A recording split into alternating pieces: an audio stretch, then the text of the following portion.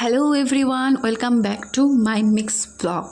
গত এপ্রিল মাসে আমি গিয়েছিলাম দার্জিলিং ঘুরতে, কোনো প্ল্যান ছাড়া। হঠাৎই বন্ধুর সাথে যুক্তি করে আমরা চলে গিয়েছিলাম দার্জিলিং। ট্রেনের টিকিট না পাওয়ায় আমরা বাধ্য হয়ে বাসে গেছিলাম, যেটা ছিল প্রচণ্ড কস্টলি।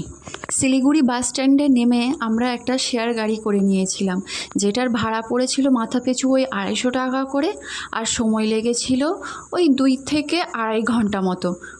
পাহাড় আর জঙ্গল দেখতে দেখতে কখন যে এই 2.5 ঘন্টার জার্নিটা শেষ হয়ে গেল আমরা তা বুঝতেই পারিনি।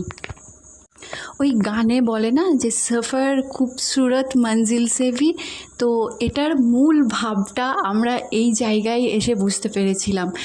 এত সুন্দর একটা পরিবেশ, সত্যি না গেলে কেউ বুঝতে পারবে না। সবাইকে রেকমেন্ড করব একবার অন্তত পাহাড় ঘুরে এসো, তাতে অল্প খরচার মধ্যেও। তো আমরা দার্জিলিং চলে এসেছিলাম। আমাদের যেহেতু কোনো প্ল্যান ছিল না, তাই আমরা হোটেলও কোনো কিছু বুক করে রাখিনি, আর এদিকেই সমস্ত হোটেলগুলো ছিল, তো সেটার জন্যই আমরা খুঁজছিলাম। আর এটা ছিল দার্জিলিংয়ের ম্যাল। তো টাটা, পরে দেখা হচ্ছে অন্য ভিডিওর সাথে।